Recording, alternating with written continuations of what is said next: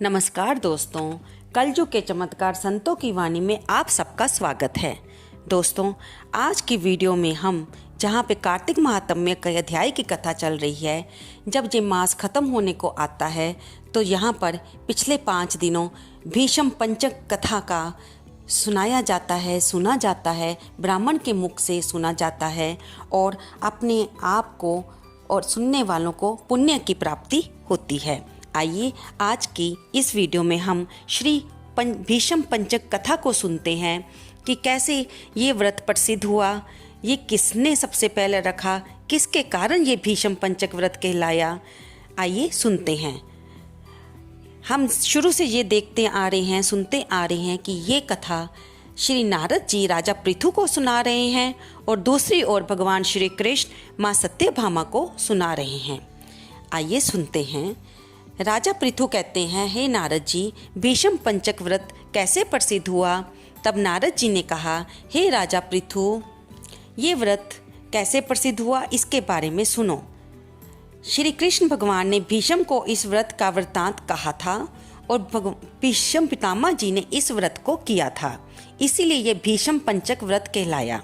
जब पांडवों ने श्री कृष्ण को दूत बनाकर दुर्योधन के पास भेजा तो विदुर जी के पास आए और विदुर जी ने उनका बड़ा सत्कार किया, क्योंकि भगवान तो प्रेम से प्रसन्न होते हैं। ये धन, शूरवीरता और पांडित्य की ओर नहीं देखते।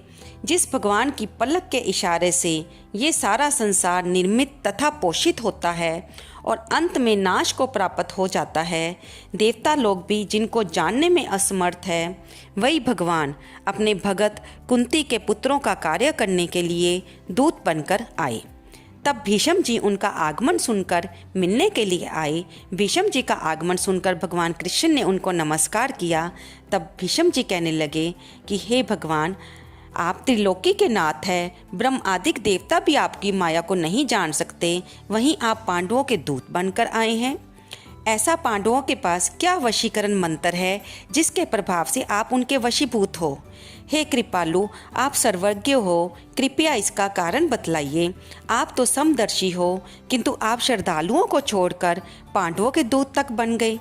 तब श्री कृष्ण भगवान हंसकर बोले, हे गंगा पुत्र, ये बहुत गुप्त बात है, फिर भी मैं तुमसे कहता हूँ, इन्होंने एक ऐसा व्रत किया है जो मुझको अति प्रिय है, इसी कारण मैं इसके वशीभूत हूँ। अब मैं तुम्हारे प्रश्न का उत्तर देता हूँ। पूर्व काल में उज्जैन नगरी में 5 ब्राह्मण थे, जिनके नाम कवि, शुचि, दृढ़, दंत और हंस थे। पांचों ही वेदों को जानने वाले, रूपवान, युवावस्था को प्राप्त हो गंधर्व विद्या में बड़े प्रवीण थे। अनेक राजसभाओं में गान विद्या दिखाते, अनेक देशों में घूमते और बहुत सा द्रव्य यानी धन प्राप्त करते थे। एक समय वे मथुरापुरी में सुवीर नाम के राजा के पास आए। संगीत कला में निपुण होने के कारण उन्होंने राज्यसभा में जाने की इच्छा की। वे 4 दिन तक उपवास करते रहे और यमुना में स्नान करते रहे। फिर उन्होंने एक मनुष्य से राजा का वृतांत पूछा। उसने कहा कि राजा की एक कादम्बरी नाम की स्त्री है, यानी पत्नी है। वह संगीत विद्या में अति निपुण, राग तथा कंठ में अति प्रवीण और नाचने में अद्वितीय तथा रूप यौवन में मनोहर है। प्रतिदिन राजा के सामने एकांत में नाचती और गाती है। ऐसा सुनकर यहाँ पर नृत्य ताल का शब्द होता था, उस स्थान के पास जाकर वे खड़े हो गए और राजा के पास आने जाने वालों से कहने लगे कि दुख की बात है, राजा के समीप कोई नृत्य कला को जानने वाला नहीं। वीणा के 2 तार ढीले हैं, तार बराबर नहीं है, बाजे में नृत्य शुद्ध नहीं है। इस प्रकार की बातें सुनकर किसी ने वह वृतांत जाकर राजा को सुना दिया। राजा ने पांचों को जहाँ कादम्बरी का नृत्य हो रहा था बुलाया और वे वहाँ जाकर राजा को आशीर्वाद देकर बैठ गए। कादम्बरी ने भी उनको संगीत कुशल जानकर विशेष नृत्य किया। जब उसने चक्र से ताल दिया तो उन ब्राह्मणों ने रोकी गई, उसने चक्कर छोड़ा, ताल दिया, चक्कर खंडित नहीं हुआ। इस पर कादम्बरी भी उनका गुण देखकर काम के वशीभूत हो गई। राजा के उठने पर वह ब्राह्मण भी दुखित होकर बाहर आए और कादम्बरी भी लज्जित काम वशीभूत घर के अंदर उदासीन होकर रह गई। फिर चोरी से एक सखी को ब्राह्मणों के पास भेजा और उनको संदेश दिया कि तुम पांचों में से एक एक प्रतिदिन आकर मुझको एकांत में अपनी अपनी विद्या और गुण दिखाओ। ग्राम से दूर उत्तरी कोण में जमुना के तट पर जन रहित ललता सहित एक अनंत नामक तीर्थ है। वहाँ पर पांचों में से एक एक करके आना। मैं भी वहीं पर आऊँगी और वीणा राग की कुशलता दिखाऊंगी। इसी प्रकार तुम भी कर्म से अपना अपना गुण दिखाना। वह सखी ऐसा कहकर चलेगी।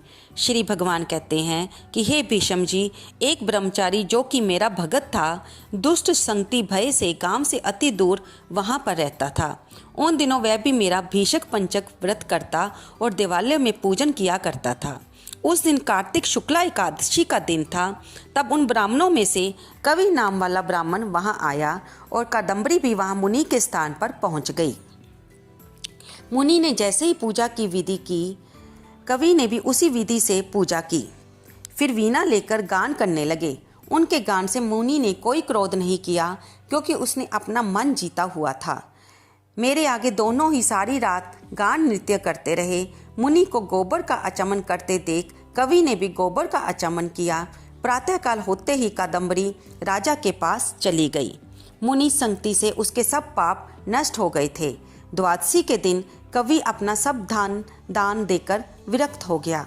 दूसरे दिन शुचि आया। उसने भी उसी तरह मुनि को देखकर हमारा पूजन किया और रात भर कादम्बरी के साथ नाच तथा गान करता रहा। मुनि को गौमूत्र का आचमन कर लेते देख उसने भी गौमूत्र का आचमन लिया और प्रातः समय अपना सब धन आदि देकर वह भी विरक्त हो गया और कहने लगा कि जिस तरह कादम्बरी का नित्य गान और रूप देखकर मुनि का मन विचलित नहीं हुआ, उसी प्रकार अपने मन को वश में रखना चाहिए। इसी तरह त्रयोदशी के दिन कादम्बरी को देखने के लिए दृढ़ नाम वाला ब्राह्मण वहां आया। उसने भी सब वैसा ही किया और प्रातः समय मुनि की तरह गौ का दुग्ध पिया और वैराग्य को प्राप्त किया। फिर अगले दिन दंत नाम वाला ब्राह्मण आया और वह भी उसी प्रकार सब क्रिया करता हुआ मुनि से बचे हुए घी को पीकर शुद्ध चित होकर विरक्त हुआ। फिर पूर्णमासी को हंस नामक ब्राह्मण आया और उसने भी मुनि को देखकर नमस्कार किया और उसने ब्राह्मण के सत्संग से उसने हमारी पूजा की और मुनि के बचे हुए दही को खाकर विरक्त हो गया। धन आदि देकर तीर्थ यात्रा को चला गया। राजा ने कादम्बरी का मंदिर में जाना सुनकर उसको मकान में बंद कर दिया। फिर मैं मंदिर में नहीं जा सकी। हमारे सामने कार्तिक में गायन करने से कादम्बरी द्रौपदी हुई। हंस नाम का ब्राह्मण कार्तिक के महीने में आंवले के नीचे बैठकर प्रसाद खाने से युधिष्ठिर हुआ। एकादशी के दिन जागरण करने से कवि नाम का ब्राह्मण मेरा अंश अर्जुन हुआ। शुचि सहदेव बना और दंत नकुल हुआ। महापराक्रमी दृढ़ भीमसेन बने। इस व्रत के प्रभाव से ही हम इनके वशीभूत हैं। अब तुम्हारे इस व्रत करने से ये व्रत पंचंग कहलाएगा। जो कोई मथुरा में इस व्रत को करेगा उसको हम स्वर्ग लोक, ब्रह्मलोक, विष्णु लोक तथा वैकुंठ लोक देते हैं। नारद जी कहते हैं, इस व्रत का वृतांत सुनकर भीष्म जी अति प्रसन्न हुए और सदैव वर्ष के वर्ष इस व्रत को करते रहे। इसी कारण इस व्रत का नाम भीष्म पंचक हुआ। जिस समय भीष्म जी बाणों की शैया पर पड़े थे, तब भगवान कृष्ण उनके सम्मुख आए और जब तक देह का त्याग नहीं किया उनके सामने खड़े रहे। सारी रात भगवान के भजन आदि गाकर भगवान को जगाएं। ब्रह्मकूटचक व्रत धारण करके पीपल, तुलसी और आंवले का विधिवत पूजन करें। दही, चावल, गन्ना, मूली इनका दान करें। सूत से आंवला तथा पीपल को लपेटें। पूर्णिमा को श्राद्ध करें और श्रद्धा अनुसार ब्राह्मण को भोजन कराकर दक्षिणा दें। दोस्तों, भीष्म पंचक व्रत कार्तिक शुक्ला एकादशी से प्रारंभ होकर पूर्णिमा को समाप्त होता है। इसको पंचभीखा भी कहते हैं। कार्तिक स्नान करने वाले स्त्री पुरुष 5 दिन का निराहार व्रत करते हैं। अर्थ, धर्म, काम, मोक्ष के लिए ये व्रत किया जाता है। इसमें गीत गाए जाते हैं। दोस्तों, इस बार भीष्म पंचक व्रत 4 नवंबर दिन शुक्रवार को शुरू होने जा रहा है। इसे अगर आप यथाशक्ति रखकर पुण्य की प्राप्ति कर सकते हैं। दोस्तों, इसी दिन तुलसी विवाह मनाया जाएगा। कार्तिक मास शुक्ल पक्ष की एकादशी को कार्तिक स्नान करने वाली स्त्रियां तुलसी जी तथा शालिग्राम का विवाह करती हैं। समस्त विवाह की विधि विधान से खूब गाजे बाजे के साथ तुलसी के बिरवे से शालिग्राम जी के फेरे लगवाए जाते हैं। सुंदर गीत गाए जाते हैं। विवाह के गीत और भजन गाने की प्रथा है। इस पवित्र कथा को कहते, सुनते, सुनाते, हुंकारा भरते भगवान सबको और माँ तुलसा रानी सबको भक्ति प्रदान करे और मोक्ष की प्राप्ति प्रदान करे। इस वीडियो को लाइक करें, शेयर करें और कमेंट करना तो बिल्कुल ना भूलें दोस्तों। आपको ये वीडियो कैसी लगी? धन्यवाद दोस्तों।